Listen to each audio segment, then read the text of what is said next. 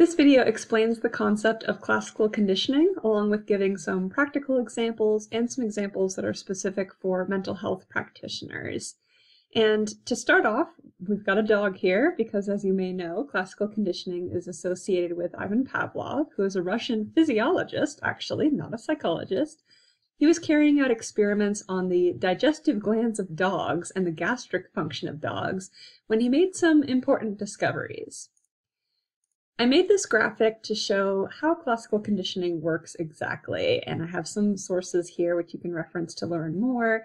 But basically what happens, using the example of Pavlov's dogs, is that he had some dogs in a lab that were hooked up to some machines that would measure their salivary output.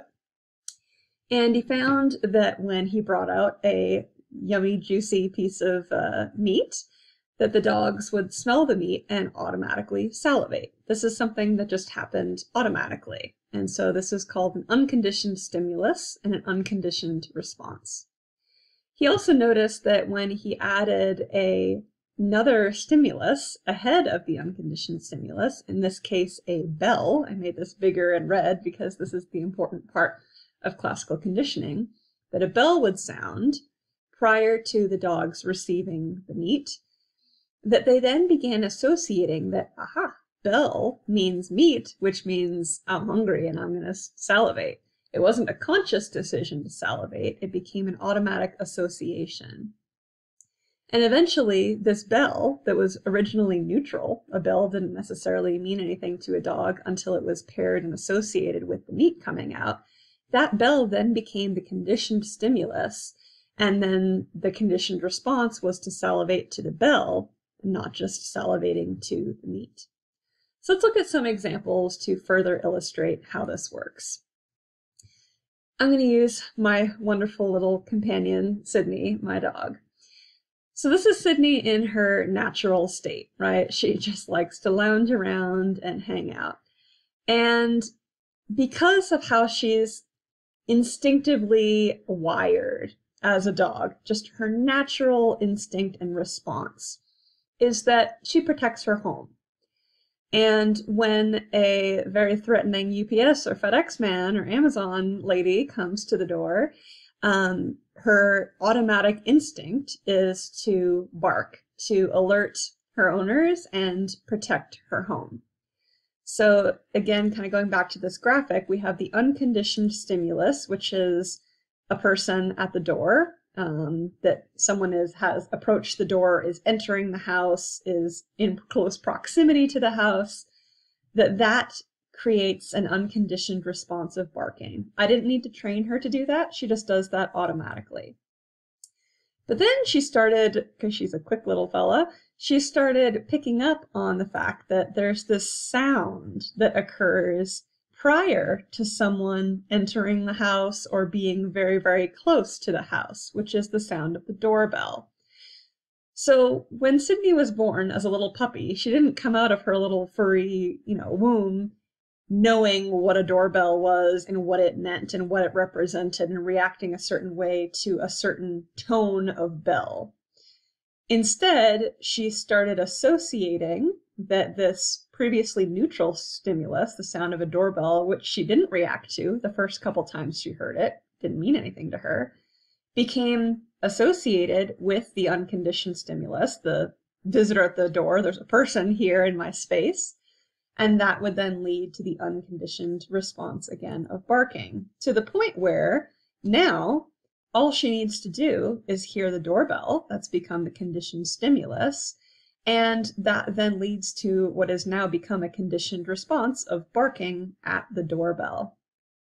The same is true with the garage door, right? Again, she was a stray when we found her, I don't think had really lived in a home very much. And at first the sound of the garage, didn't really mean much, but it became very clear that sound of garage means human comes home, and human coming home has a natural response of tail wagging and jumping up and down and being adorable. And now the garage has become kind of a classically conditioned response that now elicits that approach. just as a little tip too, if we're talking about dog training, this is a very dog-centered video, you can actually use this technique to rename a dog. So say you adopt a dog at the shelter and his name is Fido, but that's just too boring and generic and you want to name him Mr. Fluffles. Well, what you can actually do is that if there's already that automatic stimulation or association that the dog responds to Fido, every time you call Fido's name, you precede it with Mr. Fluffles. So the first few times you say, Mr. Fluffles, Fido, and the Fido will get his attention. But if he keeps seeing that Mr. Fluffles precedes it, he's going to start responding to Mr. Fluffles because he knows that what happens next is Fido, which he thought was his name. Eventually you can drop the Fido altogether and he will respond to Mr. Fluffles. Let's look at some more mental health-based examples. How does this work from a therapeutic standpoint? Well, the classic clinical example is using antabuse to treat alcohol use disorders. So before you have any kind of intervention, this is how it is. You may have a client or somebody who uses alcohol and they really enjoy it. So the unconditioned stimulus was the alcohol and the unconditioned response was, let loose, have a good time, right? But antabuse is a prescription medication that is used to treat substance use disorders, specifically with alcohol, and it can treat problematic drinking because it creates an unpleasant reaction to alcohol. If you have antabuse in your system and then you drink alcohol, you're going to get really sick and feel very, very ill. And it creates that association to where you basically don't want to drink anymore. And this is used in recovery programs that include medical supervision and counseling. So just be aware of that. So before the intervention, this is where we are at, right? Also before the intervention, you have another unconditioned stimulus and response that is basically when you feel really sick, you might throw up, you're not going to feel good. And we're going to use that natural body response and we're going to leverage that to decrease a specific behavior, which in this case is drinking. And you'll notice here that I have several stages. So going back before we continue to the dog example, stage 1 is basically how things are before conditioning. Stage 2 is what happens during conditioning. And then stage 3 is how you respond after conditioning. So these are stage 1, before conditioning. This is how things are kind of naturally without having to do any training or intervention. Now comes stage 2, during conditioning. You're taking your antabuse medication and you have the alcohol stimulus and now it's causing nausea, right? You don't have to purposefully you don't make yourself feel nauseous, it just happens automatically. And then you feel pretty terrible. Then that becomes the association that now alcohol has become a conditioned stimulus and the response is to want to avoid it because you're thinking about feeling sick and you don't want that anymore. This is different than operant conditioning, which I have another video about, which is more intentional training behavior using reinforcement and punishment to shape a behavior, whereas classical conditioning more relies on these automatic association and often leverages natural reactions or responses. Another example of this is the famed Little Albert experiment. This was done by John Watson, who was an American psychologist. And although this photo shows a rabbit, the experiment originally was actually conducted with a white rat. So what happened was little Albert, this poor little baby, was just minding his own business and got looped into this experiment, and they would introduce this little fuzzy white rat.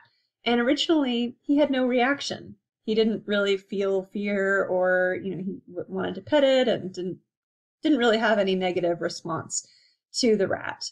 But then they started pairing that whenever he saw the rat, there would be a loud noise, banging of a gong, or I don't know what they would do, a clap, something that was naturally scary. You don't have to train someone to get startled by an unexpected loud noise. But when these two got paired together and happened frequently together, poor little Albert started associating that cute little fuzzy rat equals scary loud noise equals scary. And this actually translated to other things too, like other little fuzzy creatures like a bunny then became scary to him as well. And this can be a way that phobias develop, although they develop in a variety of different ways. But you can use classical conditioning to combat phobias. So from a clinical perspective, the approach of systematic desensitization is a modality that therapists use to help someone become classically conditioned out of having a fear, anxiety, or a phobia. So let's take the example of elevators. Some people are a little wary of elevators or claustrophobic. I actually have the bizarre, random bad luck of having been trapped in a broken elevator, not once, but twice. And somehow I still don't have a fear of elevators, but let's just pretend that these experiences were, really scarring for me and caused me to have an extreme fear of being in an elevator. But then say I, moved into a high-rise apartment and needed to find a way to be okay with using the elevator.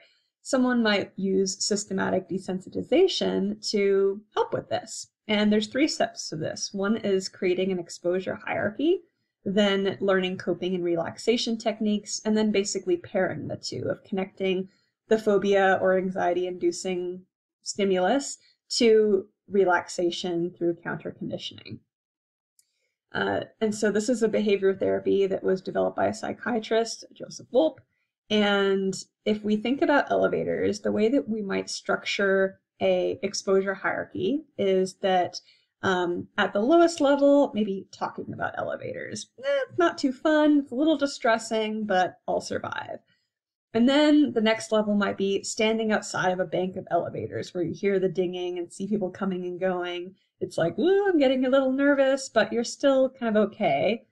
The next level might be standing inside of an elevator that's not moving and stepping in and out of a non-moving elevator. The next level might be going from the second floor down to the first floor. Maybe that feels less scary because if it dropped, you don't want to be dropping one floor, all the way up to your ultimate fear, which is maybe riding it from the 30th floor down all the way to the first floor. You're also going to learn coping and relaxation techniques. This could include cognitive restructuring, mindfulness techniques, kind of examining the way that you're thinking and coming up with more adaptive thoughts, or techniques like deep breathing, mindful grounding, or introducing comforting elements.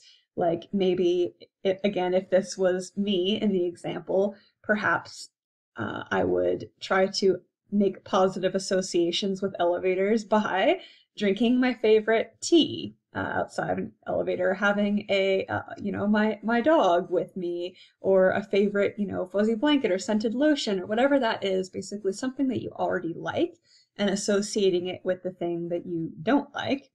And the final step is essentially to ramp up the exposure and pairing that. So say, again, number 1, talking about elevators or seeing a picture of an elevator and feeling that, ooh, I'm kind of at like a level 2 of anxiety, but okay, let's do some diaphragmatic breathing.